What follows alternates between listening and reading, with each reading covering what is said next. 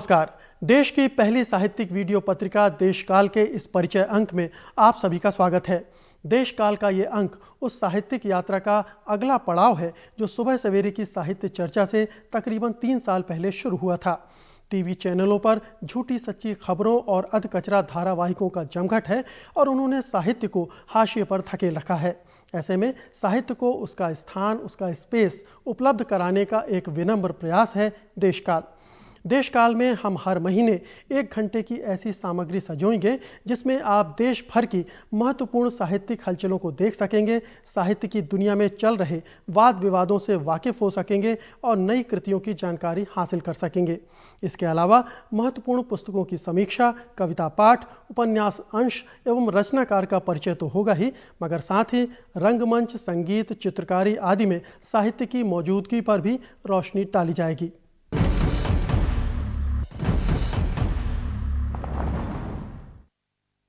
देशकाल के इस परिचय अंक में आज आप देखेंगे ज्ञानपीठ पुरस्कार से सम्मानित जाने माने कथाकार एवं चिंतक निर्मल वर्मा का आत्मकथ्य, सुप्रसिद्ध समालोचक डॉक्टर नामवर सिंह के साथ मराठी के प्रतिष्ठित लेखक दादा साहब मोरे की बहुचर्चित आत्मकथा डेरा डंगर की समीक्षा, साहित्य में स्त्री विमर्श पर एक बहस होगी सुपरिचित कथाकार मैत्री पुष्पा और जाने माने साहित्यकार विजय मोहन सिंह के बीच। इसके अलावा होंगी सविता सिंह की कविताएं, सिनेमा, रंगमंच और अंग्रेजी साहित्य से जुड़ी रिपोर्टें। मगर सबसे पहले प्रमुख साहित्यिक हलचलों पर एक नजर।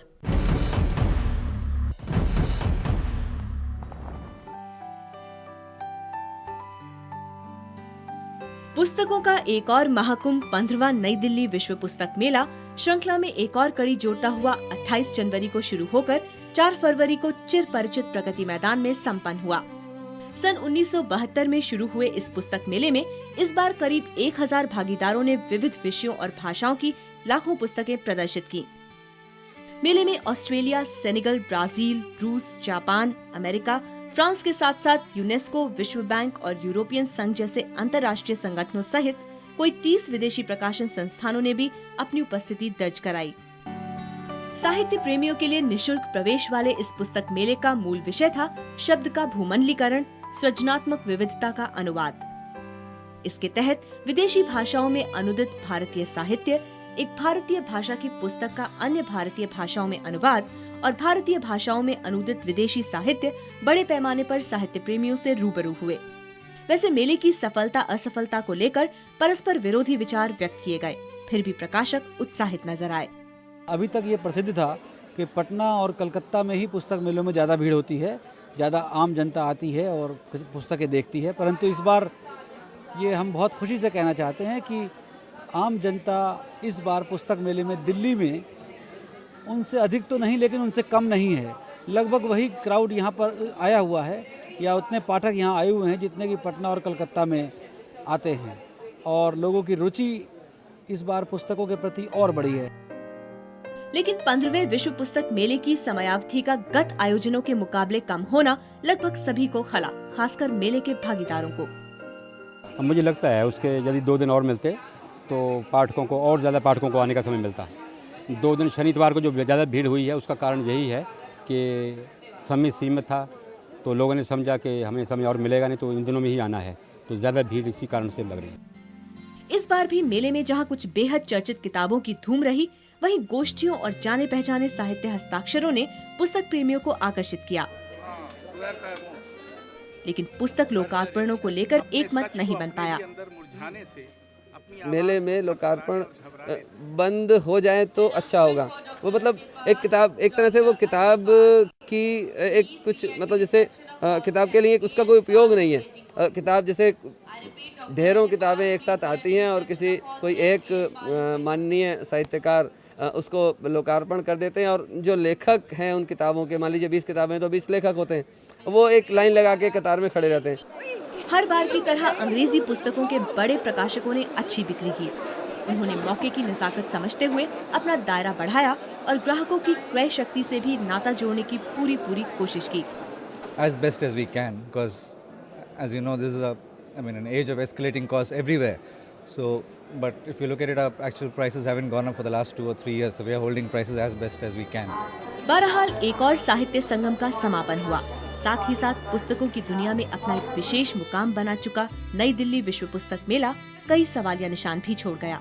शायद इस उम्मीद में कि अगली बार बेहतर से बेहतर आयोजन में कोई कसर न रह जाए।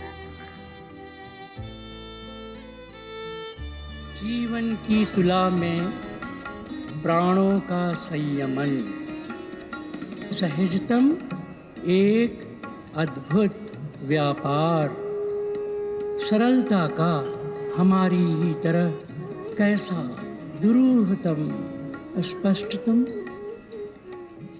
सुप्रसिद्ध कवि शमशेर सिंह की यह कविता पिकासो की पेंटिंग्स को समर्पित है।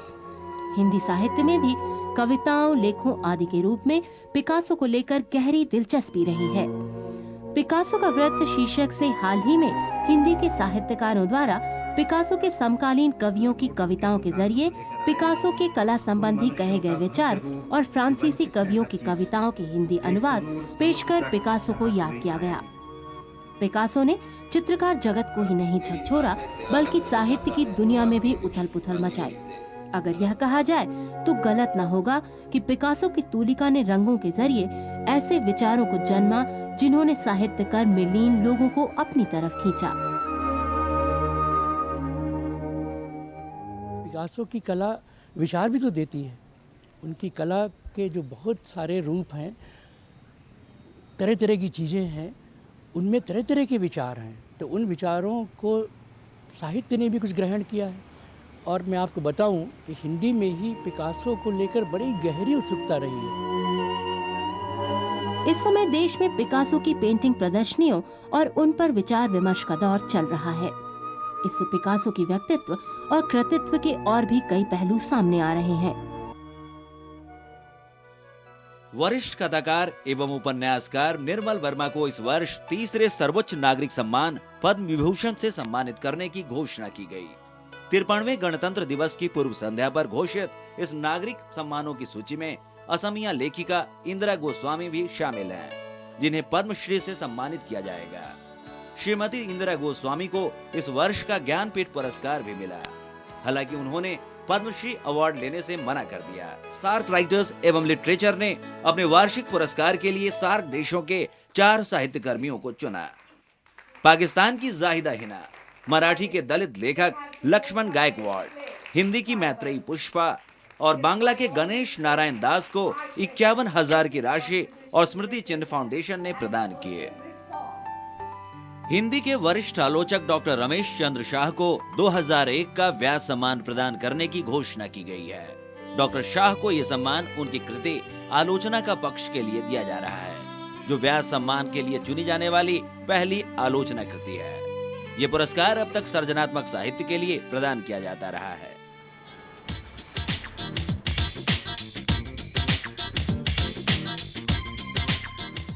वो लिखते हैं, खूब लिखते हैं, उतने ही पढ़े भी जाते हैं।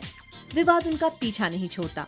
आखिर विवादों और अदालती दरवाजों से गुजरती हुई खुशवंत सिंह की आत्मकथा truth, love and a little malice का पिछले दिनों एक भव्य समारोह में विमोचन हुआ। Mackinson, ladies, gentlemen, and gate crashers. बतौर लेखक स्वयं और समाज से जुड़ी तमाम सच्चाइयों को उन्होंने इस आत्मकथा में जगह दी है। Well, I think the title pretty well explains the 3 things I had in mind writing about myself. And I think I can't add very much more to it. I think it's for the reader to decide whether it's readable or not. I've tried to tell the truth about myself as best as I could.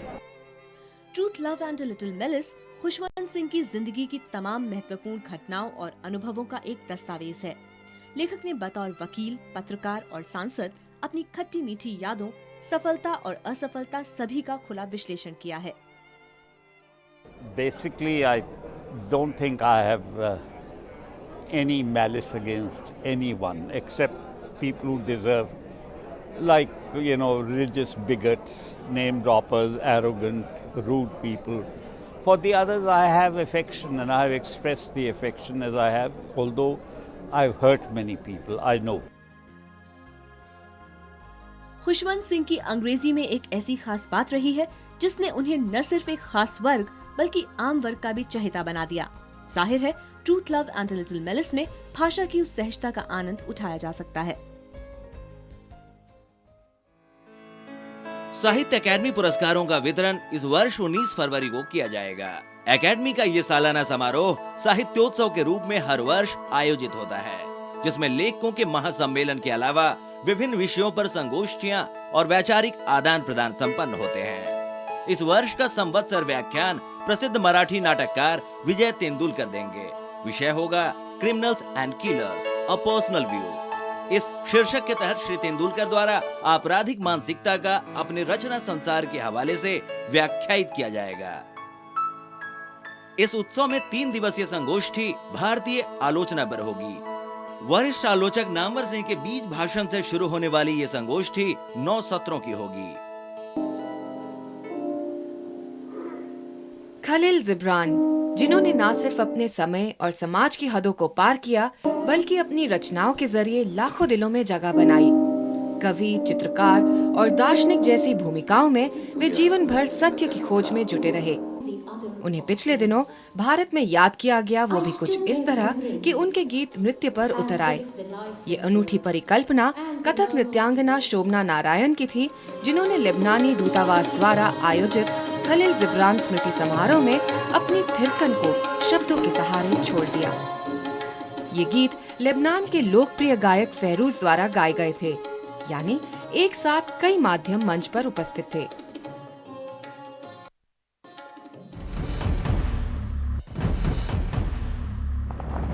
ये थी प्रमुख साहित्यिक खबरों की झलकियाँ। साहित्यिक झलकियों में विविधता लाने और इनका दायरा देश भर में फैलाने के लिए हम प्रयासरत हैं। और अब पुस्तक समीक्षा। कुछ साल पहले मराठी के लेखक दादा साहब मोरे की आत्मकथा गबाड़ के नाम से प्रकाशित हुई थी। सीधे सादे अंदाज में लिखी गई ये आत्मकथा दलित साहित्य आंदोलन में एक महत्वपूर्ण स्थान रखती है। हाल में इसका हिंदी अनुवाद डेरा डंगर के नाम से प्रकाशित हुआ है। सुप्रसिद्ध समालोचक डॉक्टर नामवर सिंह इस समय हमारे साथ स्टूडियो में मौजूद हैं, तो आइए उनसे डेरा डंगर पर बातचीत करते हैं। देशकाल में आपका स्वागत है। नामवर जी, दादा साहब मोरे ने अपनी इस आत्मकथा में डेरा डंगर में एक ऐसे समाज की व्यथा को व्यक्त किया है जिसके वो खुद भी हिस्से हैं और जो भीख मांग कर घूम घूम कर भीख मांग कर अपना जीवन यापन करता है। कैसी है आत्मकथा ये? आत्मकथाओं की मराठी की लंबी परंपरा है, ख़ास तौर से दलितों की आत्मकथाएं, और उन आत्मकथाओं में ये अपना विशेष स्थान रखती है क्योंकि एक ऐसी जनजाति के बारे में आत्मकथा है जिस पर पहले लिखा नहीं गया था, जो जनजाति घुमंतू है, जिसे यायावर कहते हैं, और इसीलिए इसका नाम डेरा डंगर है, मराठी में गवाड़। तो आत्मकथाओं की जिस लंबी परंपरा की मैं बात कर रहा था, उसमें ख़ास बात यह है कि इसका जो मैं है, कोई इसका हीरो नहीं है जी। और उसको हीरो को, उसकी व्यथा को भी और उसके संघर्ष को भी बहुत महिमा मंडित नहीं किया गया है, बल्कि पूरा वो समाज जो घुमंतू है वही इसका नायक है। बिल्कुल सीधी रेखा में पूरी आत्मकथा चलती है, बहुत ज़्यादा उतार चढ़ाव देखने को नहीं मिलते। एक दो बहुत मार्मिक प्रसंग है, अन्यथा ब्यौरे हैं। जी हाँ, उन ब्यौरों में एक रास्ता जरूर दिखाई पड़ेगी, क्योंकि दैनिक जीवन के रोज़ के वही अनुभव हैं। भीख मांगने के लिए निकलना, किसी बाज़ार में जिस दिन लगता हो उस दिन खाने के लिए टूट पड़ना, कहीं कोई त्यौहार उत्सव हो रहा हो, सारी समस्या इनकी किसी तरह से भोजन इकट्ठा करने की है। और ये भूखे भीख मांगने वाले लोग बिना पढ़े लिखे, यही नहीं बल्कि इनके लड़कों को, जो आत्मकथा लिखने वाला है, स्कूल में भर्ती तक नहीं किया गया। जो पढ़ने के लिए बाप ने भेजा तो उस लड़के को मास्टर ने दाखिल तक नहीं होने दिया। आखिर में उन्होंने कहा कि आंगन में बैठ के तुम चाहो तो सुन लो। इस प्रसंग को पहले देख लेते हैं और फिर इस चर्चा को आगे बढ़ाते हैं। स्कूल में पहुंचते ही सभी बच्चे मेरी ओर किसी सर्कस के विदूषक के समान देखने लगे। उनका इस तरह देखना भी सही था, क्योंकि कुल मिलाकर मेरा हुलिया ही देखने लायक था। एक छोटी पैंट थी और वह भी पुट्ठों पर फटी हुई। बेढंगे बाल भेड़ों के बालों के समान काफी बढ़े हुए थे। एक कमीज पहनी हुई थी जिसमें थिगली लगाने के लिए भी जगह शेष नहीं थी। स्कूल जाना था इसलिए वह भी उसी दिन पहनी थी, नहीं तो नंगा धड़ंगा ही रहा करता। हाथ पैर ऐसे मटमैले कि 2-2 इंच मैल बैठा हुआ। मुझे देखते ही मास्टर जोर से चिल्लाए, ए छोरे, किसका है तू? वह आवाज़ सुनकर मैं डर गया। जैसे तैसे डरते हुए उत्तर दिया, मैं जोशी का हूँ। तब मास्टर फिर से गुस्से में बोले, यहाँ क्यों आया है? मैंने रोई सी आवाज़ में उत्तर दिया, स्कूल में पढ़ने के लिए आया हूँ। मेरे बाप ने मुझे स्कूल जाने को कहा इसलिए। मास्टर नम्रता से बोले, तू भिखारी का बेटा, तेरा नाम कैसे दाखिल करें स्कूल में? जा, तेरे बाप को बोल तुझे स्कूल में प्रवेश नहीं दिया जा सकता, जा भाग। मुझे बहुत बुरा लगा। मैं बड़ी खुशी से स्कूल तक आया था। मैंने रोना शुरू किया। मास्टर जी को मुझ पर तरस आया। वे बोले, यह देख, आज आया है तो रहने दे, उस आंगन में बैठ, तुझे जो सुनना है सुन और स्कूल छूटने के बाद जा। नावर जी, आपने कहा कि उसे स्कूल में दाखिला तक नहीं दिया गया, लेकिन अगर बात की ज़िंदगी को देखें तो जितने उसको गुरु मिले सब ने उसके साथ हमदर्दी जाहिर की, उसकी मदद की। तो ऐसा नहीं था कि इस जाति विशेष के साथ समाज का व्यवहार अछूतों वाला था। जिन दलित की जिस परिभाषा में हम लोग देखते हैं, ये इसे सामाजिक भेदभाव का शिकार नहीं होना पड़ा, आर्थिक गैर बराबरी की समस्या है। मुकेश जी, हमारा ध्यान उस इतिहास की ओर जाए जबकि ये कहानी कही गई है। आज से 30-35 साल पहले की बात है। इमरजेंसी के कुछ पहले से लेकर के इमरजेंसी के दौरान की भी घटनाएं इसमें हैं। तो एक लड़का पहली कक्षा से लेके B.Com करता है और किन संघर्षों कठिनाइयों से वो B.Com तक पहुंचता है। वजीफ़ा भी मिलता है उसको और 2 साल बंद रहा वजीफ़ा, इकट्ठे मिलता है, जिसके कारण उसको कर्ज लेना पड़ा, कुछ गुरुजी मदद करते थे। तो इतने लंबे समय में परिवर्तन भी समाज में हुआ है। ये बताइए नामर जी कि इसको दलित साहित्य आंदोलन में एक मील का पत्थर माना जाता है, गबाड़ को, क्यों?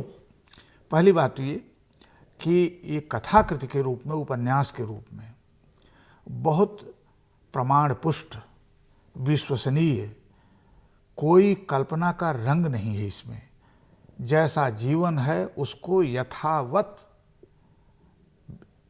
बारीक से बारीक ब्यौरे के साथ प्रस्तुत करने की कोशिश की गई है। ना तो महिमा मंडित किया गया है, ना ही उसमें विस्फोटक मसाला जुटाया गया जी। इसलिए न सनसनीखेज बनाया गया है, न करुणा पैदा करने के लिए, आपको रुलाने के लिए भावुकता का सहारा लिया गया है, बल्कि इस आदमी ने उस क्रूर कठोर सच्चाई को जो दहला देने वाली है उसको ज्यों का त्यों उठा करके रख दिया है, जैसे कि सच्चाई को अपने नग्न रूप में रखा है। ये इसकी ताकत है जी। और जो दूसरी बात मैं कह रहा था कि इसमें आत्मकथा लिखने वाले लोग आमतौर से बड़े अहम केंद्रित हो जाते हैं और ये ऐसा दोष है, ऐसी कमज़ोरी है जिससे अच्छे खासे गैर दलित भी नहीं बचते हैं जी। इस आदमी ने अपने को पर्दे के पीछे रखा है। जिस जब समुदाय का है उस समुदाय को केवल सामने ले आता है और इस तरह के दर्जनों चरित्र हैं, एक एक करके अनूठे चरित्र, उन चरित्रों की का एक आईना खाना है ये। इसीलिए समाज के दुख दर्द ज़्यादा उभर कर सामने आते हैं बजाय एक व्यक्ति के। जी। और इसके साथ ही इसका जो गद्य है, वो गद्य इसका छोटे छोटे वाक्य, बोलचाल के शब्द, कहीं कोई अलंकृत भाषा नहीं है। मराठी में वस्तुतः है एक नए ढंग के गद्य के लिए जाना गया है। इनसे पहले दया पवार का बड़ूत या अछूत नाम से जो छपा था, अक्कर माशी तो और भी दहला देने वाले यथार्थ को लिम्बाले का, शरण कुमार लिम्बाले का था। जी जी। हिंदी में इस तरह की, लेकिन छोटी है और वैसे ब्यौरे नहीं है, वो ओम प्रकाश वाल्मीकि का जूठन आया था जी। वो अकेली एक लौती आत्मकथा दलितों की अभी तक आई है, अगर दूसरी आई हो तो मुझे जानकारी नहीं है जी। उसको देखते हुए दादा साहब मोरे का जो डेरा डंगर है वो एक मील का पत्थर है। आत्मकथाओं की कसौटी के जो औजार हैं उनके लिहाज से अगर देखें तो देखिए, आत्मकथाओं पर तो पूरा सिद्धांत तो थियरी बनाई गई है जी। रूसो के कन्फेशन से लेकर के बाद के कई लोगों ने आत्मकथाएं लिखी हैं जी। और उन आत्मकथाओं के बारे में माना जाता है कि ये उतना ही वैसा ही गल्प है, कोई यथार्थ इसमें नहीं है जी। इसलिए सच और झूठ के बीच आत्मकथा में फ़र्क करना बड़ा मुश्किल होता है। एक अकेली गांधी जी की कथा कही जाती है कि सत्य के प्रयोग के रूप में है, लेकिन यही बात जवाहरलाल नेहरू के बारे में नहीं कही जा सकती है। जहाँ भी आप चुनते हैं तो क्या चुनते हैं, ये चुनना ही उस कथा के सत्य के बारे में प्रश्न चिन्ह लगा देता है। इस आत्मकथा में लगा है, ऐसा लगता है कि इस आदमी ने छोड़ा नहीं कुछ, ईमानदारी बरती और अपनी ओर से कुछ जोड़ा नहीं। इसलिए ये आत्मकथा होने के साथ ही एक उपन्यास का जो रसास्वाद है ये भी इससे प्राप्त होता है। नामवर जी, आपने देश काल के इस परिचय अंक के लिए समय निकाला, इस पर महत्वपूर्ण जानकारी दी, आपका बहुत बहुत शुक्रिया। धन्यवाद। आपको भी। दादा साहब मोरे की आत्मकथा डेरा डंगर पर ये थे सुप्रसिद्ध समालोचक डॉक्टर नामवर सिंह के विचार। देश काल में अभी बहुत कुछ बाकी है, मगर पहले लेते हैं थोड़ा सा विराम और देखते हैं कुछ विज्ञापन।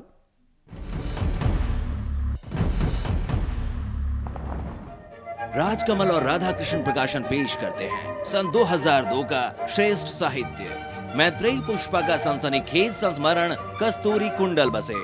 स्वर्गीय मोहन राकेश की पत्नी अनीता राकेश का बेबाक बयान, सतरें और सतरें। बहुचर्चित मगर लगभग अप्रकाशित कवि स्वर्गीय राजकमल चौधरी की संपूर्ण कविताएं एक ही कलेवर विचित्रा में। मराठी के मशहूर दलित लेखक दादा साहब मोरे की आत्मकथा का हिंदी अनुवाद डेरा डंगर और अनीता राकेश की 25 नई कहानियों का संकलन एक दूसरा अलास्का। यानी एक ऐसा साहित्य जो सबको भाए, सबके काम आए। राजकमल और राधा कृष्ण प्रकाशन की तरफ से। क्या आप हिंदी की पहली और अकेली साहित्यिक वीडियो पत्रिका के सदस्य बनना चाहते हैं? तो विस्तृत जानकारी के लिए संपर्क करें। हमारा पता है movie picture company I6, Jangpura extension, नई दिल्ली 110014। हमारा ईमेल एड्रेस है mpcpl2000@yahoo.com। देशकाल एक साहित्यिक वीडियो पत्रिका।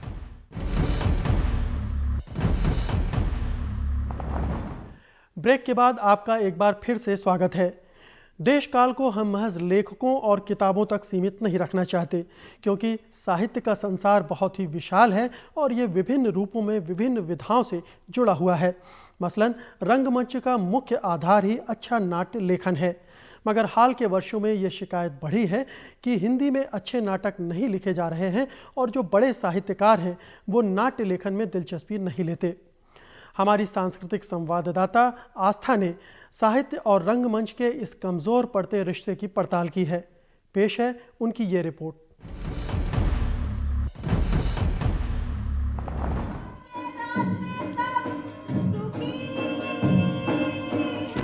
हिंदी रंगमंच में नाटकों की मूल परंपरा रही है। हिंदी के प्रसिद्ध साहित्यकारों के नाटक आज भी सराहे और मंचित किए जाते हैं।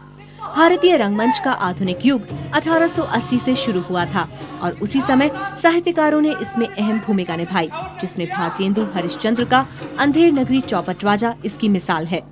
मगर उसके बाद से जयशंकर प्रसाद, पंडित सुदर्शन, उपेंद्र नाथ अश्क, धर्मवीर भारती, रामकुमार वर्मा, राजेंद्र बेदी, ख्वाजा अहमद अब्बास, मोहन राकेश जैसे नाटककारों के नाटकों ने धूम मचाई। लेकिन इसके बाद मानो हिंदी नाट्य लेखन और मंचन की परंपरा सूखने लगी और ये यात्रा आगे गति नहीं पकड़ पाई। नए नए प्रयोग किए जाते हैं प्रस्तुति में भी। पहले यथार्थवादी नाटक, पहले पारसी थिएटर का प्रचलन था, उसके बाद यथार्थवादी नाटक आए, अब प्रयोग होने लगे, तरह तरह के प्रयोग होते, दृश्य सज्जा में प्रयोग होने लगे। तो गति तो है, ये कहना गलत है कि नाटक में गति नहीं है। लेखन में भी गति है, प्रस्तुति में भी गति है। अगर भीष्म साहनी की बात सही है तो फिर क्या वजह है कि हिंदी रंगमंच पर पुराने नाटकों को दोहराया जा रहा है, या फिर दूसरी भाषाओं के नाटकों को हिंदी में ढालकर प्रस्तुत किया जा रहा है? हिंदी में महाराष्ट्र और बंगाल की तरह जो परंपरा है नाटक की बनी हुई 100 साल की, 150 साल की, वो है नहीं। हिंदी में परंपरा है, रामलीला की है, नौटंकी की है, या पारसी थिएटर की है। ये जो आप स्टेज की थिएटर की बात कर रहे हैं, इंडियन थीम्स पे कंटेम्प्रेरी थिएटर आपको गिने चुने मिलेंगे। बंगाली में, मराठी में, गुजराती में अब थोड़ा बढ़ रहा है, but there has been a lot of translations, Greek tragedy उठा के ट्रांसलेट कर ली, शेक्सपियर, अपना लिखने का बड़ा कम रिवाज रहा है हमारे यहाँ। लेकिन इस दलील के बावजूद सच्चाई यही है कि अधिकतर रंगकर्मी अच्छे मौलिक नाटकों के अभाव की शिकायत करते पाए जाते हैं। अगर नाटक है तो निर्देशक उन्हें मंचित करने से क्यों कतराते हैं? वो खतरा नहीं उठाना चाहते, वो स्थापित नामों का सहारा लेकर आगे बढ़ना चाहते। अगर आपको अपने ऊपर विश्वास है तो नाटक किसी नए नाटक का है, नाटककार का है, मुझे नहीं लगता कि उसको उठाने में उससे कोई परहेज करना चाहिए। अकेले मेरे पास कम से कम 10-15 ऐसे नाटक पड़े हुए हैं जिन्हें मैं करना चाहता हूँ, और मेरे पास ये मौका नहीं है, साधन नहीं है कि उन सब को मैं प्रस्तुत कर सकूं। और ऐसा और हमारे समानांतर बहुत सारे महत्वपूर्ण रंगकर्मी हैं, चाहे वो बंसी कौल हों या M.K. रैना हों या भानु भारती हों, खुद देवेंद्र राज अंकुर हों, आमाल अलाना हों, कितने नाटक करने की गुंजाइश उनके पास है। जब नहीं है तो ऐसी स्थिति में जाहिर है कि उनको कब कुछ तो पुराने नाटक करने पड़ेंगे जो इसका नाम है दर्शकों के लिए। राम गोपाल बजाज का यह भी कहना है कि नाटक लिखने वालों के लिए भी कोई उत्साहजनक परिस्थितियां नहीं हैं। क्या नाटक मंचित नहीं होते या प्रकाशित होते, इसलिए वो लेखकों की फाइलों में बंद रह जाते हैं।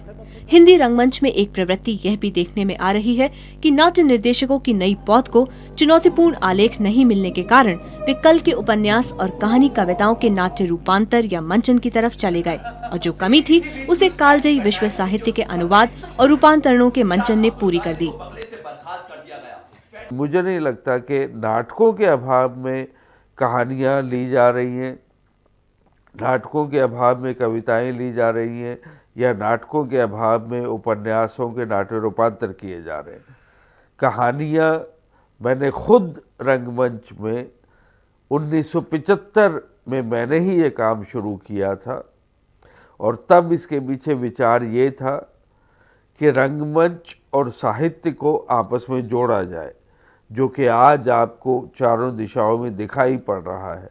इसके पीछे नाटकों का अभाव बिल्कुल नहीं था। उम्मीद है कि साहित्य और रंगमंच के बीच जिस दूरी की बात कही जाती है वो दूरी घटेगी और नाट्य प्रेमियों को विदेशी अनुवाद और पुनर्मंचन के बजाय मौलिक प्रस्तुतियों को देखने के ज्यादा अवसर मिलेंगे।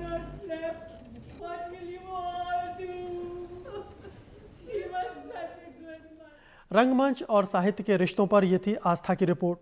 नारीवाद यूँ तो लंबे अरसे से और तरह तरह से साहित्य जगत को उद्वेलित करता रहा है, मगर हाल के वर्षों में तो मानो ये साहित्यिक चर्चाओं के केंद्र में ही आ गया है।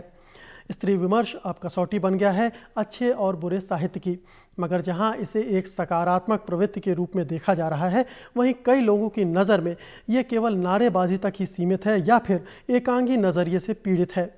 साहित्य में स्त्री विमर्श की तस्वीर कैसी है, इसी मुद्दे पर वाद विवाद के लिए हमारे साथ हैं जानी मानी कथाकार मैत्री पुष्पा और वरिष्ठ साहित्यकार विजय मोहन सिंह। देशकाल में आप दोनों का स्वागत है। विजय मोहन जी, स्त्री विमर्श, नारीवाद, इस पर चर्चा तो पिछले 2-3 दशकों से होती रही है, लेकिन वो परिधि में थी, अब साहित्य के केंद्र में आ गई है ये बहस। लेकिन अभी भी महिला रचनाकारों को शिकायत है कि जो साहित्य का परिवार है उसमें जो पुरुष रचनाकार हैं वो पुरुष मानसिकता के साथ ही व्यवहार कर रहे हैं अभी महिला रचनाकारों से। क्या ख्याल है आपका? मुकेश जी, मेरा ख्याल इस बारे में शायद बिल्कुल उल्टा है। उल्टा इस लिहाज से है कि एक तो एक पाठक के रूप में और एक हद तक समीक्षक के रूप में भी मैंने इधर अनुभव किया कि पिछले 2 दशकों जिसका जिक्र किया आपने, 2 दशकों में जितनी महिला रचनाकार आई हैं, उनका लेखन आया है और महत्वपूर्ण लेखन आया है, और जितना ध्यान लोगों का आकृष्ट हुआ है उनकी ओर, उतना संभवतः पिछले 50 वर्षों में, जब से हम लोग पढ़ लिख रहे हैं, जब जो हमारी पीढ़ी है, कभी नहीं हुआ था। लेकिन क्या पुरुष रचनाकार उसको स्वीकार कर रहे हैं, उसके महत्व को रेखांकित कर रहे हैं? मान्यता दे रहे हैं उसे? मुझसे पूछेंगे तो मैं कहूँगा कि मान्यता दे रहे हैं और खूब दे रहे हैं, लेकिन चूँकि हमारे बीच और बैठी हैं मैत्री जी, जो स्वयं इस बीच की और इस दौर की एक बहुत ही महत्वपूर्ण कथाकार हैं, मैं इनसे जानना चाहूँगा मैत्री जी कि आपका जवाब। हाँ, कि ये क्या सोचती हैं?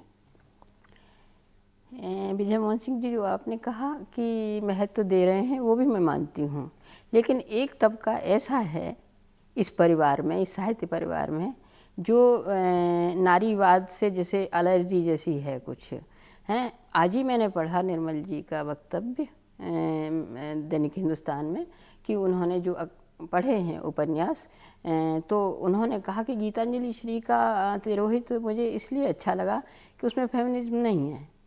तो अब बताइए कि उनका इससे क्या तात्पर्य था?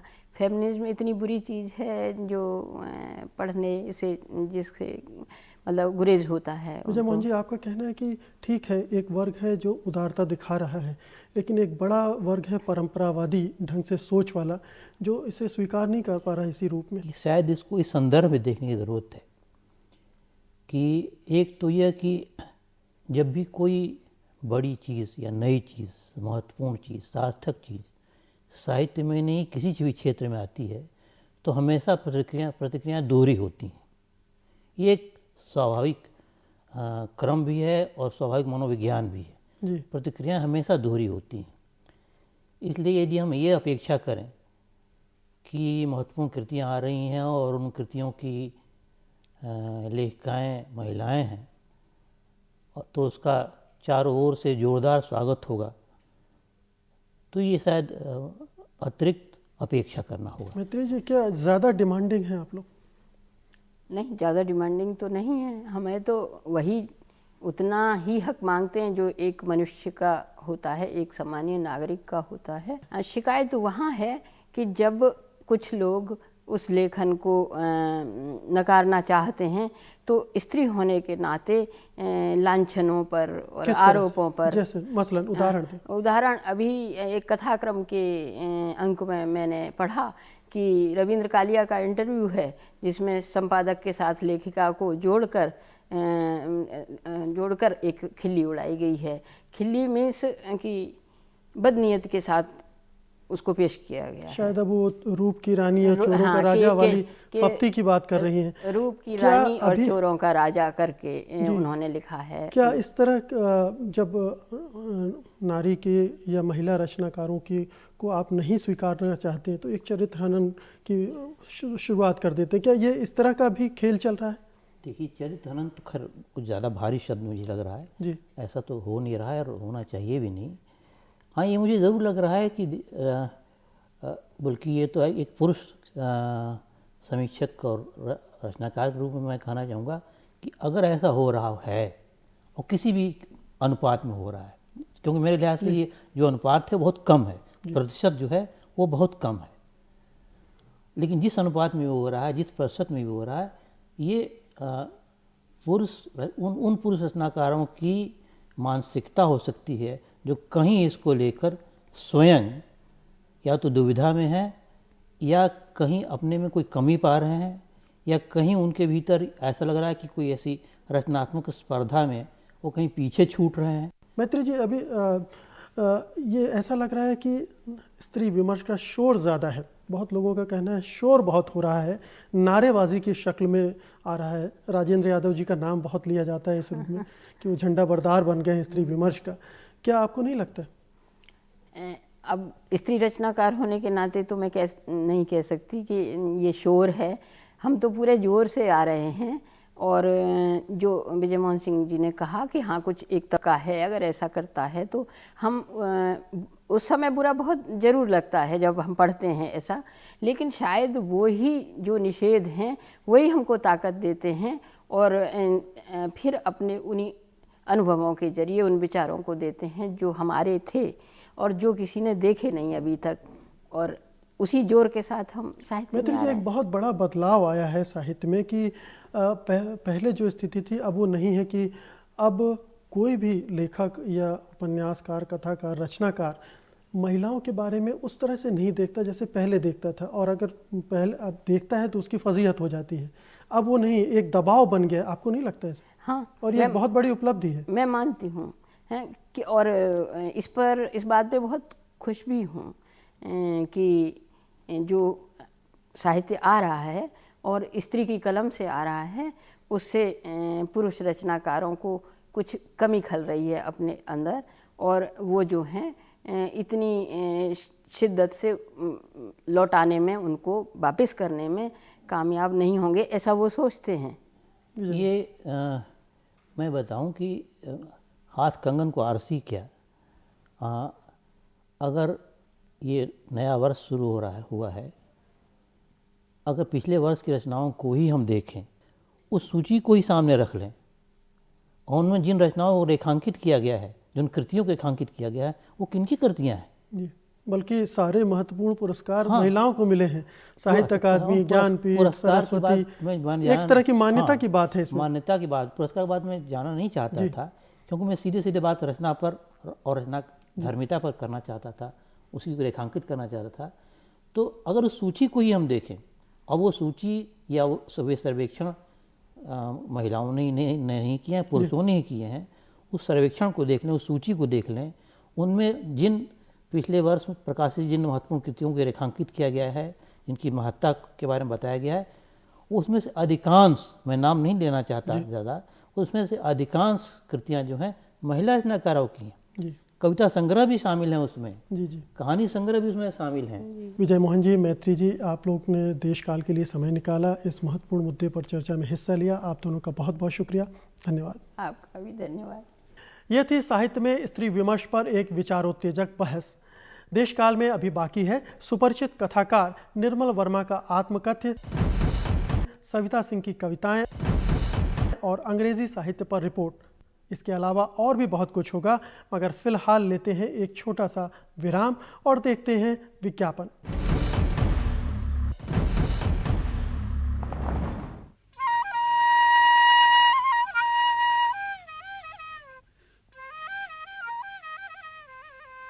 यह है खूबसूरत वादियों का प्रदेश असम, हलचलों से भरा राज्य असम, मगर जिसकी खबरें आप तक नहीं पहुंच पाती।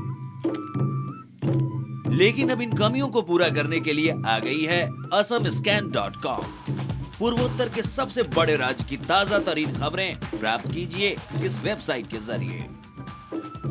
राजनीति, वाणिज्य, संस्कृति और अन्य विषयों पर ताजा जानकारियां AsamScan.com असम से जुड़ी जानकारियों का एक अनोखा प्लेटफॉर्म है। इतना ही नहीं, खास असमिया मनोरंजन के तत्व भी उपस्थित हैं AsamScan.com में। अगर आप संगीत में दिलचस्पी रखते हैं तो आप पा सकेंगे लोकप्रिय गीतों की जानकारियां। आपके सुझावों का भी स्वागत है। पूर्वोत्तर राज्य असम की संपूर्णता को जानने के लिए देखिए AsamScan.com। क्या आप हिंदी की पहली और अकेली साहित्यिक वीडियो पत्रिका के सदस्य बनना चाहते हैं? तो विस्तृत जानकारी के लिए संपर्क करें। हमारा पता है movie picture company, I6, Jangpura extension, नई दिल्ली 110014। हमारा ईमेल एड्रेस है mpcpl2000@yahoo.com। देशकाल एक साहित्यिक वीडियो पत्रिका।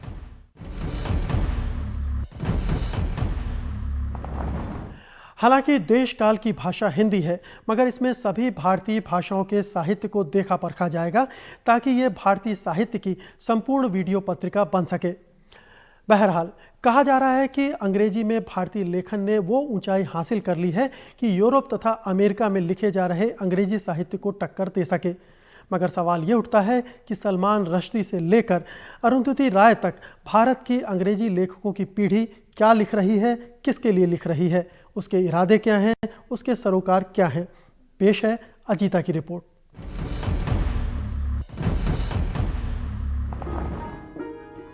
आए दिन किताबों का विमोचन, नए नए लेखकों का अंग्रेजी साहित्य के क्षितिज पर उदय, लेखकों को प्रकाशकों की ओर से बड़ी बड़ी राशियां, पत्र पत्रिकाओं में उनके चर्चे। ऐसा मालूम होता है अंग्रेजी में भारतीय लेखन में इस समय एक जबरदस्त उभार सा आया हुआ है।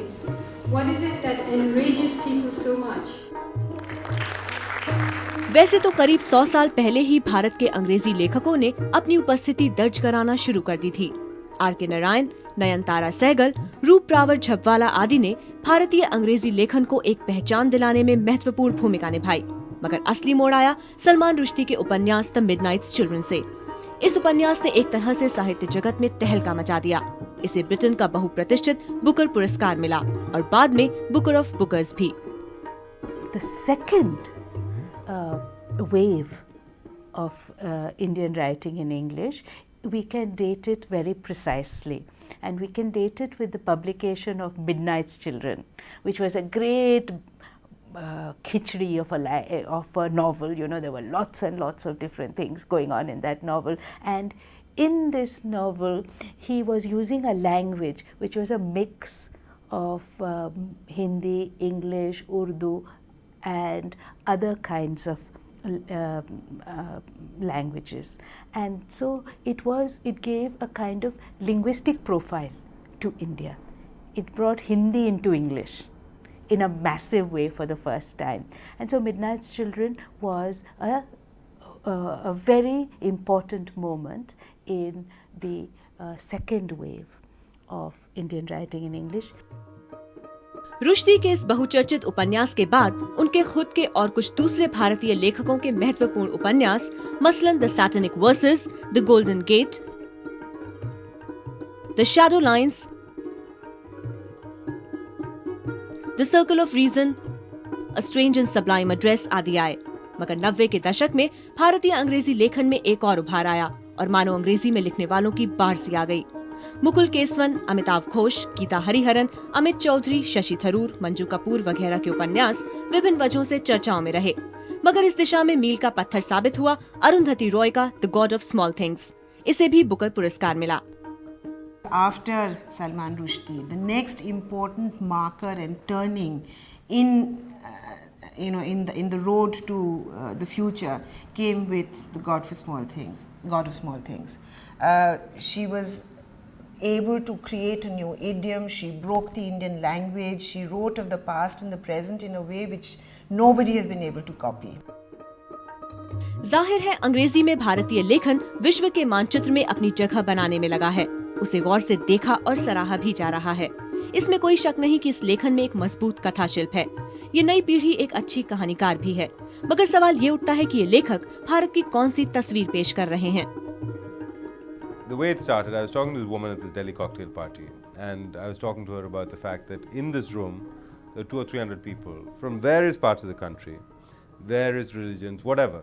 I mean, all those things didn't matter. They all belong to a certain social class. They used English as a first language. They'd been to the same they had the same educational background. They had probably sort of traveled all over the place. They discussed music, food, literature. They had the same kind of reference points. I said, but 3 generations ago, not more than 3 generations ago, probably everyone in that room had a direct ancestor in a village.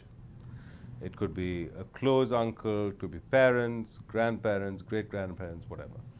I said, isn't that interesting to see how India has moved from the villages to small towns to the big cities? Most of the writing that has come out in the last 10 years has to do with either an imagined childhood and a nostalgic sort of recreation of a village life.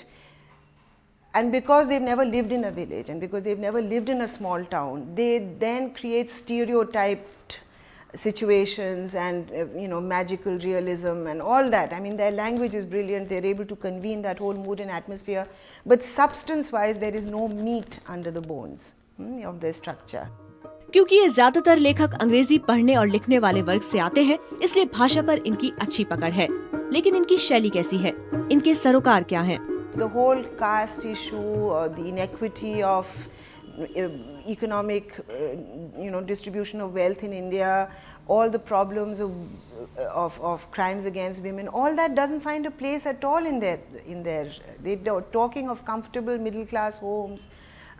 Their concerns are middle class concerns.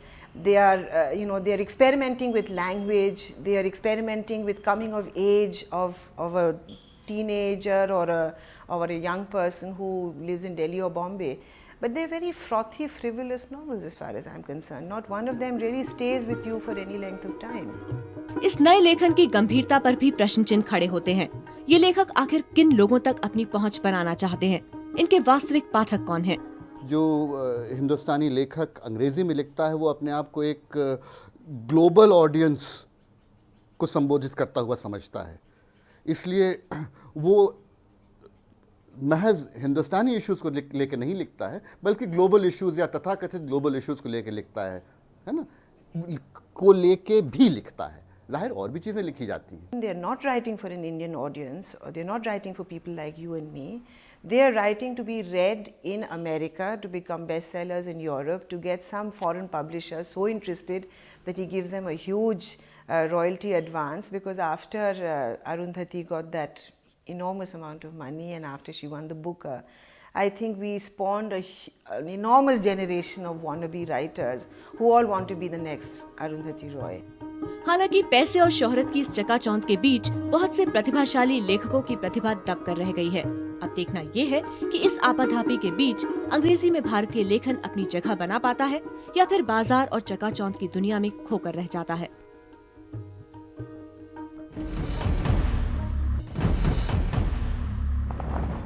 कथाकार एवं चिंतक निर्मल वर्मा को कुछ लोग बहुत पसंद करते हैं और कुछ लोग नापसंद, मगर उनकी उपेक्षा कोई भी नहीं कर पाता। संभवतः पहली बार देशकाल के जरिए उन्होंने अपने अंतर्मन की परतें खोलते हुए कुछ ऐसे विचार व्यक्त किए हैं जो उनको और उनकी रचना प्रक्रिया को समझने के नए संदर्भ प्रस्तुत करते हैं।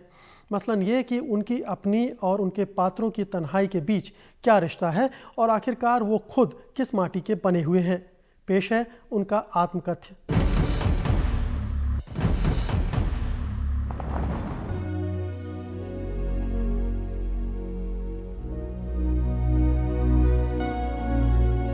लिखना एक तरह से एक जो चीज़ नहीं है उसे कागज़ पर अस्तित्व में लाने का उपक्रम है। मैं समझता हूँ मेरे लिखने का सूत्रपात इस अनुपस्थिति या अभाव और आकांक्षा के आपस के मिले जुले योगदान की उपज रहा होगा। जो मैं हूँ और जो मैं नहीं हूँ, जो मेरे मन की जो मुझे अपने से बाहर ले जाने के लिए उत्प्रेरित करती है। मेरे ख्याल में जिस कल्पना के जो रेशे हैं, धागे हैं, तंतु हैं, वो इसी मिट्टी के बने होते हैं जो कुछ है कुछ नहीं है, कुछ दिखाई देती है कुछ नहीं दिखाई देती। लेकिन लेखक की पुस्तकों में उसके अद्वितीय और अनूठे संसार के से साक्षात केवल उसकी कल्पना के माध्यम से ही कर पाते हैं। मेरा लगाव अधिक कविता से अधिक कहानियों और उपन्यासों से रहा है।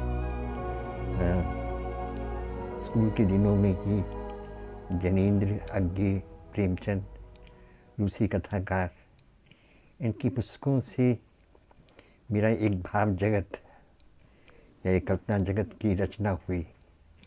उसमें अगर मैं कुछ अधिक बढ़ोतरी करने की मेरी इच्छा थी तो केवल कहानी के माध्यम से ही की जा सकती थी। इसलिए मैं समझता हूँ कहानी विधा को चुनने के पीछे शायद मेरे पढ़ने का संसार रहा हो। मेरे लिए प्रगतिशीलता कोई मूल्य नहीं रहा, कभी नहीं रहा। न मुझे इसकी ऐतिहासिक अवधारणा में कभी विश्वास रहा। मैं आज भी नहीं सोच पाता कि 20वीं शताब्दी या 21वीं शताब्दी का पुरुष या लेखक पहली शताब्दी या दूसरी शताब्दी के मनुष्य से अधिक विकासशील है या अधिक संपन्न है या अधिक नैतिक दृष्टि से संपूर्ण है। मुझे ये कभी ऐसा नहीं लगता कि कथा में, कल्पना में, सृजन में, कला में आज जो हम कर रहे हैं वो रामायण, महाभारत, उपनिषदों से कहीं अधिक मूल्यवान है, ऐसा मुझे नहीं लगता।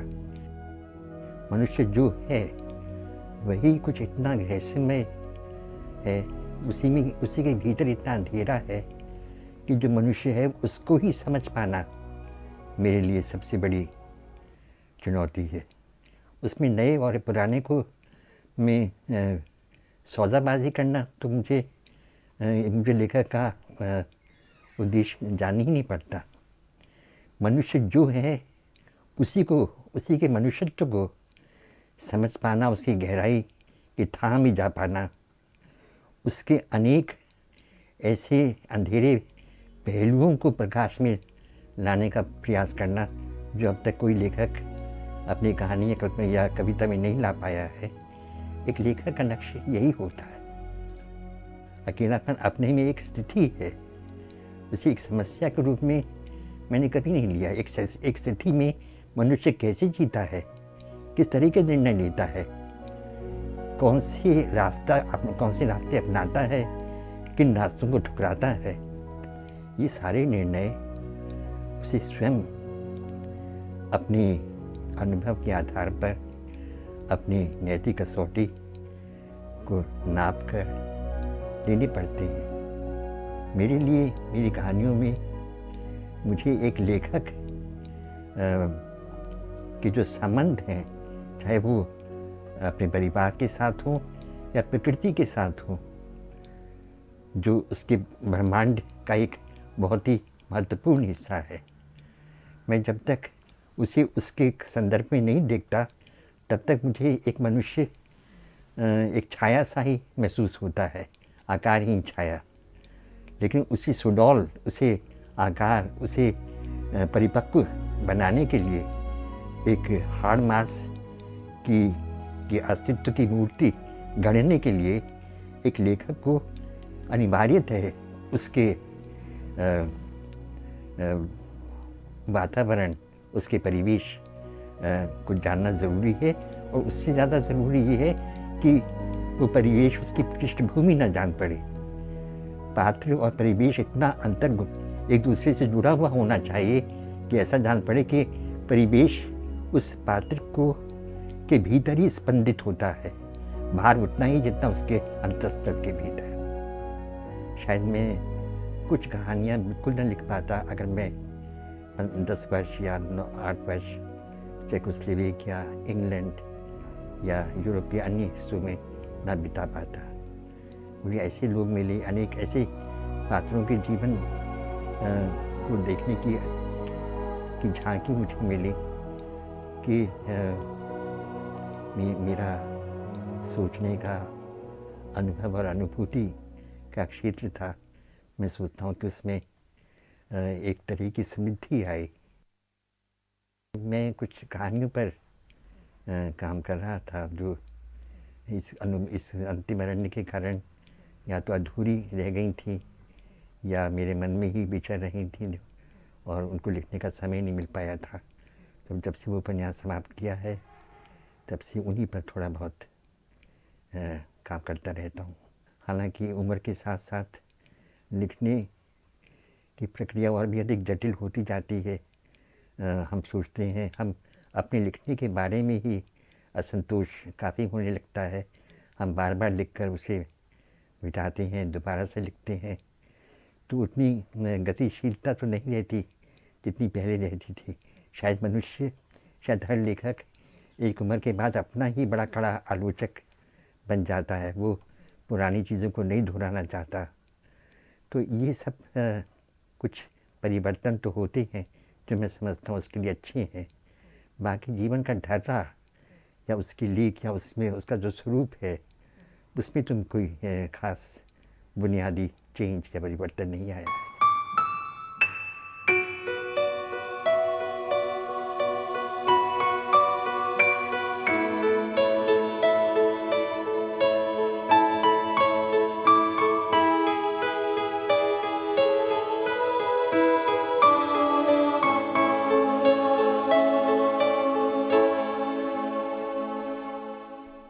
ये था वरिष्ठ कथाकार एवं चिंतक निर्मल वर्मा का आत्मकथ्य।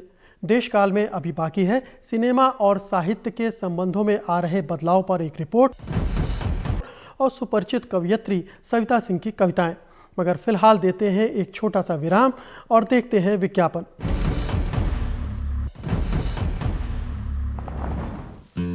यदि आपने मराठी उपन्यास झूंझ की कथा भूमि के बारे में सुना है तो भारतीय ज्ञानपीठ की तरफ से अब आपके सामने है प्रतिघात, झूंझ का हिंदी रूपांतर।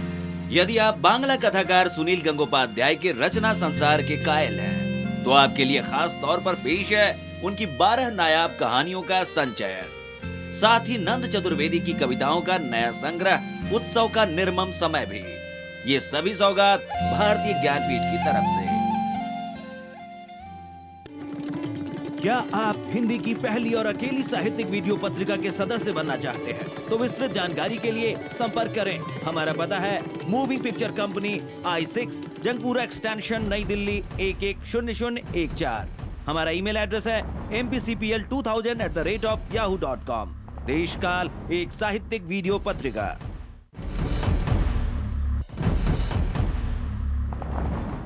चंद साल पहले तक साहित्य और सिनेमा के बीच एक अटूट रिश्ता नजर आता था।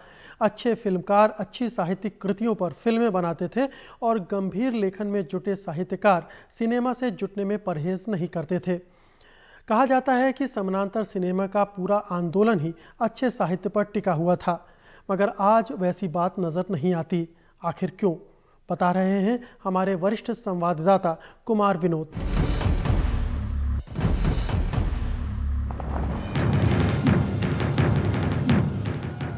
आज का सिनेमा यानी 100 साल का सिनेमा एक भरा पूरा माध्यम, जिसकी अपनी कहानी है, अपना कथ्य और बिल्कुल ही अपना अंदाजे बयां, और संभवतः अन्य कला और संचार माध्यमों से कहीं ज्यादा शक्तिशाली एवं चमत्कारी, जो अपने हिसाब से सामाजिक परिवर्तनों को दिशा देता आया है। बेशक सिनेमा एक माध्यम के रूप में शक्तिशाली है, मगर इसे अर्थ प्रदान किया उन मिथकीय और साहित्यिक रचनाओं ने, जो पहले पहल सिनेमा को ध्यान में रखकर नहीं रचे गए थे, मगर फिल्मों ने जब उन्हें अपनाया तो एक तरह से क्रांति हो गई। बांग्ला में सारी फिल्में शुरुआत में सिर्फ पुस्तकों पर बनी, तो बांग्ला में फिल्म को फिल्म नहीं कहते, बोई कहते हैं कि तुमने वो बोई देखी क्या। तो वहाँ यह मान के चला जाता है कि फिल्म बोई पर ही बनेगी, है ना। ये ऐसी संस्कृति हिंदी में भी थी, मराठी में भी थी, ये था पहले, क्योंकि जो कच्चा माल था वो लिखित उपन्यासों और कहानियों से मिलता था। 30 के दशक में पीसी बरुआ की देवदास, जिसने बांग्ला और हिंदी दोनों ही भाषाओं में उपन्यासकार शरद चंद्र के शाब्दिक अनुभवों को सिनेमाई छवि में ढाला। प्यारी, इस फिल्म को हिंदी और बांग्ला फिल्मों के इतिहास में साहित्यिक कृतियों पर बनी पहली सफल फिल्म के रूप में जाना जाता है। हालांकि इसके पहले ही सिनेमा और साहित्य का लेन देन शुरू हो चुका था। सिनेमा का ब्लैक एंड व्हाइट युग इस लेन देन के कई सफल उदाहरणों से भरा पड़ा है। प्रेमचंद, भगवती शरण वर्मा, रविंद्रनाथ ठाकुर, विभूति भूषण बंदोपाध्याय और फणीश्वरनाथ रेणु सरीखे साहित्यकारों की कृतियों ने सिनेमा को एक नई ऊंचाई दी। हालांकि इस बीच सिनेमा पर यह आरोप भी लगता रहा कि ये साहित्यिक कृतियों की छवि के साथ पूरा न्याय नहीं करता। शब्दों को तो फिल्माया नहीं जा सकता, तो जो आप लिटरेरी माध्यम से एक दृश्य खड़ा करते हैं, उस दृश्य की टेक्निक, उसकी अपनी एक गरमाई, और जो फिल्म का एक दृश्य है उसकी एक टेक्निक, उसकी गरमाई बिल्कुल अलग है। ये तो साहित्यिक कृति को बदनाम करना हुआ। आज भारत में यदि 600 फिल्में बनती हैं कमर्शियल, तो उनमें से कितनी चलती हैं भाई? 16 चलती हैं मुश्किल से। तो ये साहित्यिक कृतियाँ 50 बनी और 50 में से 6, 7, 10 चली, मैं समझता हूँ कि वही फार्मूला है जो कि व्यापारिक फार्मूला है। तो इसमें साहित्य को बदनाम करने की क्या बात है? और फिर यह आप ना भूलें कि किसी कृति का महान या अच्छा हो जाना काफ़ी नहीं है, उस कृति को सिनेमा में ढालने वाला व्यक्ति भी तो होशियार हो। दशक दर दशक सामाजिक और राजनीतिक मूल्य बदलते रहे और इसी अनुपात में सिनेमा के सरोकार भी। हालांकि गंभीर और अर्थपूर्ण सिनेमा के प्रति समर्पित फिल्मकारों की टोली हर दशक में उपस्थित थी, मगर सिनेमा के सरोकारों में अब प्रमुख हो गया था मनोरंजन, जिसने अंततः मुख्य धारा का रूप धारण किया। अच्छा मालूम हो। 60 के दशक के बाद 70 के शुरुआती वर्षों तक व्यावसायिक सिनेमा और समानांतर सिनेमा के बीच कोई खास फर्क सामने नहीं आया। If you are going away from the mainstream, you have to accept that you're not likely to be as successful as mainstream work for obvious reasons, because primarily cinema is meant as a mass entertainment medium. And if you are going to make a film that does not create mass entertainment, that's not designed for mass entertainment, then you must expect and accept what is going to happen to your film. 70 का दशक हालांकि समानांतर cinema के उद्भव को लेकर जाना जाता है, मगर इस सिनेमा में साहित्यिक कृतियां अधिकतर मामलों में केंद्र में न रहकर प्रेरणाएं बनने लगी। सिनेमा अब साहित्य को अपनी शर्तों पर प्रयोग में ला रहा था, मगर मुकाबला कठिन साबित हुआ। मनोरंजन के साथ नया मूल्यबोध अब जंजीर, दीवार और शोले जैसी फिल्मों के साथ उभरा। अब गंभीर सिनेमा के सामने चुनौती थी लोकप्रियता की। क्षेत्रीय भाषाओं की फिल्में तो फिर भी इस चुनौती का सामना करती रहीं, मगर हिंदी में मनोरंजन यथार्थ पर हावी होने लगा। हिंदी सिनेमा जो है, हिंदी सिनेमा एक भाषा का सिनेमा कभी नहीं रहा। ये दिक्कत है इसके साथ। बांग्ला, कन्नड़, मलयालम, मराठी सिनेमा के साथ एडवांटेज क्या है कि इनकी एक भाषा और एक संस्कृति है, और इनमें इन्हीं को बोलने वाले बनते और बनाते हैं। हिंदी में क्या है, आजकल तो इतना भयानक हो गया है कि जिस आदमी को हिंदी बिल्कुल नहीं आती वो रोमन लिपि में स्क्रिप्ट लिखवाता है। क्या पिकअप है गाड़ी का? 70 के दशक के उत्तरार्ध से लेकर 80 के मध्य तक तो फिर भी मनोरंजन का एक तेवर था। एक तरफ अर्ध सत्य, जुनून, मिर्च मसाला, उमराव जान जैसी फिल्में, तो दूसरी तरफ मुकद्दर का सिकंदर, कुली और शराबी जैसी फिल्में अपने अपने तरीके से सिनेमा को परिभाषित कर रही थीं। 80 के दशक के अंत तक मगर मनोरंजन एक नया और पहले से कहीं ज्यादा बड़े बाजार का निर्माण कर चुका था। इसकी अपनी शर्तें थीं। फिल्मों को उत्पाद मानना होगा और अब सिर्फ फार्मूले चलेंगे। कयामत से कयामत तक और मैंने प्यार किया जैसी फिल्में एक नई पीढ़ी को जन्म दे रही थी और एक नया फार्मूला इन्होंने लगभग तय कर दिया। इसी दशक में गंभीर या समानांतर सिनेमा को अपने तमाम वरिष्ठ फिल्मकारों के बावजूद middle of the road cinema का नाम मिला, जो अर्थवान तो था मगर मुख्य धारा से दरकिनार। You can call it any kind of cinema you like, because I prefer to call it new cinema, because that's what happened. And of course, it had its, it went in a kind of, it went up and it went into a kind of plateau situation, and then there was a sudden decline. And the decline started really in the 80s. जब से उपभोक्ता बाजार गर्म हुआ है, तब से हर चीज़ को एक पैसे के नज़रिए से तोला जाता है। आज कला, शिक्षा, किसी के लिए भी जब तक उसके पीछे पैसा ना लगा हो, किसी के पास कोई अटेंशन देने की गुंजाइश नहीं। 1990 के विकास के साथ गंभीर सिनेमा ऑफ बीट सिनेमा के नाम से अपनी समानांतर दुनिया में दर्शकों की राह देखने को मजबूर हुआ, चाहे वो ट्रेन टू पाकिस्तान हो या 1947 अर्थ। ये दर्शकों के एक खास वर्ग तक ही पहुंच पाया, यानी सिनेमा का साहित्य सीमित होने लगा। दर्शक वर्ग छोटे शहर और महानगर में बटा। इस तरह किसी और का विषय किसी और तक पहुंचने लगा। परिणाम ये हुआ, असफलता का नया दौर शुरू हुआ।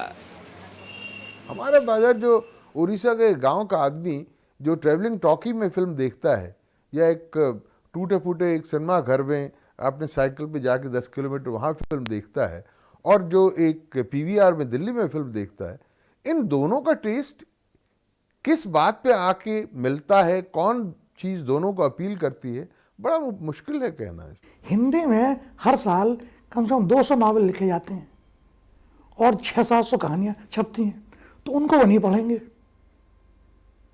वो इश्तिहार देंगे, और इश्तिहार का जवाब कौन देगा हम जानते हैं।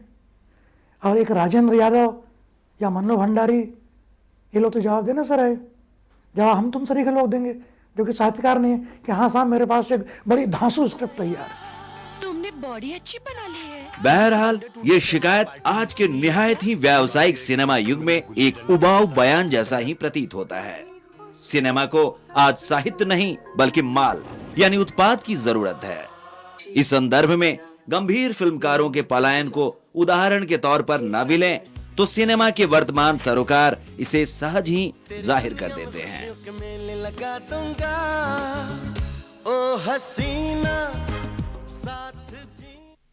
साहित्य और सिनेमा के संबंधों पर नजर डालने के बाद आइए चलते हैं कविताओं की दुनिया में।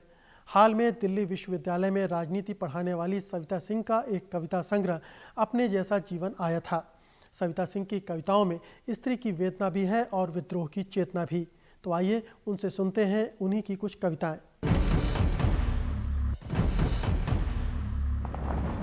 ये कविता है मैं किसकी औरत हूँ। लंबी कविता है और चर्चित भी। मैं किसकी औरत हूँ, कौन है मेरा परमेश्वर, किसके पांव दबाती हूँ, किसका दिया खाती हूँ, किसकी मार सहती हूँ। ऐसे ही थे सवाल उसके, बैठी थी जो मेरे सामने वाली सीट पर रेलगाड़ी में मेरे साथ सफ़र करती। उम्र होगी कोई 70-75 साल, आंखें धंस गई थीं उसकी, मांस शरीर से झूल रहा था, चेहरे पर थे दुख के पठार, थी अनेक फटकारों की खाइयाँ। सोचकर बहुत मैंने उससे कहा, मैं किसी की औरत नहीं, मैं अपनी औरत हूँ, अपना खाती हूँ, जब जी चाहता है तब खाती हूँ, मैं किसी की मार नहीं सहती और मेरा परमेश्वर कोई नहीं। उसकी आंखों में भर आई एक असहज खामोशी। आह, कैसे कटेगा इस औरत का जीवन, संशय में पड़ गई वह। समझते हुए सभी कुछ, मैंने उसकी आंखों को अपने अकेलेपन के गर्व से भरना चाहा। फिर हंसकर कहा, मेरा जीवन तुम्हारा ही जीवन है, मेरी यात्रा तुम्हारी ही यात्रा। लेकिन कुछ घटित हुआ है जिसे तुम नहीं जानती। हम सब जानते हैं अब कि कोई किसी का नहीं होता, सब अपने होते हैं, अपने आप में लथपथ, अपने होने के हक से लकदक। यात्रा लेकिन यही समाप्त नहीं हुई है, अभी पार करनी है कई और खाइयाँ फटकारों की, दुख के 1-2 और समुद्र, पठार यातनाओं के अभी 2 और 4। जब आखिर आएगी वह औरत जिसे देख तुम और भी विस्मित होगी, भयभीत भी शायद, रोगी उसके जीवन के लिए, फिर होश संकित, कहोगी कैसे कटेगा इस औरत का जीवन। लेकिन वह हंसेगी मेरी ही तरह, फिर कहेगी उन्मुक्त हूँ देखो, उन्मुक्त हूँ देखो, और यह आसमान, समुद्र यह और उसकी लहरें, हवा यह और इसमें बसी प्रकृति की गंध सब मेरी है, और मैं हूँ अपने पूर्वजों के शाप और अभिलाषाओं से दूर, पूर्णतया अपनी। विमला की यात्रा। उसे जाना है आज शाम 4 बजे रेलगाड़ी से, जाना है पति के घर से इस बार पिता के घर। एक घर से दूसरे घर जाते हैं वही, नहीं होता जिनका अपना कोई घर। 12 साल की उम्र में विमला ब्याह दी गई। जब वह गई पति के घर पहली बार, उस घर को उसने बनाया अपना, लीप पोत कर चमकाया उसे, कूट पीस कर हमेशा इकट्ठा किया और रखा साल भर का अनाज, धोए सबके पाँव, सिले सबके उधड़े फटे कपड़े। कहते हैं पति का घर होता है पत्नी का घर। इस बार लेकिन विमला को जाना है दुख की ऐसी यात्रा पर, जिसके पार उतर जीवन स्वयं अपने पार उतरता है। दुख से मिल दुख किसी उजाड़ में जा भटकता है। पति की मृत्यु के बाद औरत का जैसे संसार बदलता है। सुबह से ही ठीक कर रही है विमला अपने कपड़े, संभाल रही है कसीदाकारी के लकड़ी वाले फ्रेम, रेशम के आधे अधूरे उलझे सुलझे धागे, वे कपड़े जिन पर काढ़ रखे हैं उसने, वे सारे फूल जिन्हें प्रकृति भी नहीं खिलाती, वे फूल जो अमर होते हैं और सिर्फ स्त्री के हृदय में खिलते हैं, या फिर विमला के लिए चुपचाप उसके गुमसुम संसार में। पति की मृत्यु के बाद आज शाम 4 बजे विमला जा रही है अपने पिता के संग कुछ दिनों के लिए बहलाने मन। वह जा रही है रेलगाड़ी से एक ऐसी यात्रा पर जिसमें कहीं नहीं आता उसका अपना घर। मन ही मन इसीलिए वह मनाती है, हे ईश्वर, हो जीवन में मेरे ऐसी यात्राएं अब कम, हो मेरा एक ही जीवन, एक अपना घर, जैसे है मेरी एक आत्मा। ये कविता है सच का दर्पण, थोड़ी सी लंबी कविता है। बहुत सुबह जग जाती हैं मेरे शहर की औरतें, वे जगी रहती हैं नींद में भी, नींद में ही वे करती हैं प्यार, घृणा और संभोग। निरंतर रहती हैं बंधी नींद के पारदर्शी अस्तित्व से, बदन में उनकी फुर्ती होती है, मस्तिष्क में शिथिलता। उनके हाथ मजदूरों की तरह काम करते हैं, बनी रहती हैं फिर भी अभिजात संभ्रांत वे। नाश्ता बनाती हैं सुबह सुबह, भेजती हैं मर्दों को दफ्तर, बच्चों को स्कूल, फिर बन जाती हैं पालतू सी सुखी दुखी अपने घरों से। दोपहर कभी उत्श्रृंखल नहीं लगते इन्हें, मनहूसियत भले घेर ले पूरे दिन को, हर पल की तरह वह एक पल होता है उनके लिए गुजर जाने वाला। शाम होती है, सड़कों पर जल जाती हैं बत्तियाँ, इंतज़ार करती हैं मेरे शहर की औरतें, खिड़कियों से देखती हैं बाहर, देखती शहर के शोरगुल के बीच से गुजरते जुलूस को, जो त्योहारों का कौतूहल पैदा करते हैं उनमें। लौट आते हैं मर्द, बच्चे, पहले दिन से ज़्यादा गंभीर, बुद्धिमान। लौट नहीं पाती अपने भीतर वे औरतें, उनके अंदर बुझा रहता है आत्मा का प्रकाश। अंधेरे रहते हैं लगातार उन पर सवार, अंधेरी सुरंग सा फैला रहता है उनमें सभ्यता का भय। इसी भय में जागती होती है नींद की देवी, इसमें तैरती रहती हैं छायाएं मृत्यु की। छाए रहते हैं बड़े डैनों वाले पक्षी उनके मन की आकाश में, उनके एकांत का जंगल काटता रहता है स्वयं अपने पेड़। रात बिरात पैदा करता है खौफनाक आवाज़ें, डरी रहती हैं बिस्तर में भी अपने पुरुषों के संग, बेवजह खलल नहीं डालती उनकी नींद में।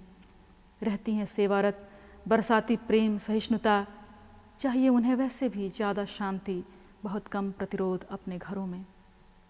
फिर भी अपने एकांत के शब्द रहित लोक में एक प्रतिध्वनि सी, मन के किसी बेचैन कोने से उठती जल की तरंग सी, अपने चेहरे को देखा करती हैं एक दूसरे के चेहरे में, बनाती रहस्यमय ढंग से एक दूसरे को अपने सच का दर्पण।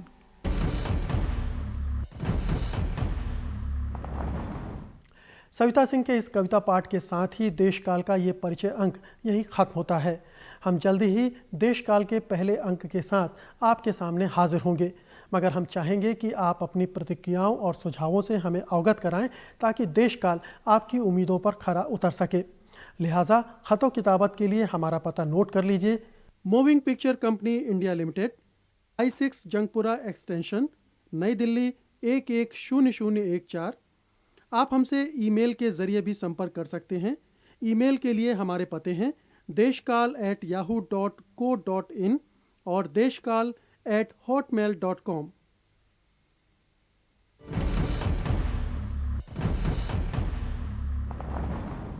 एक बार फिर से आपसे सहयोग और मार्गदर्शन का अनुरोध करते हुए मैं विदा लेता हूं। नमस्कार।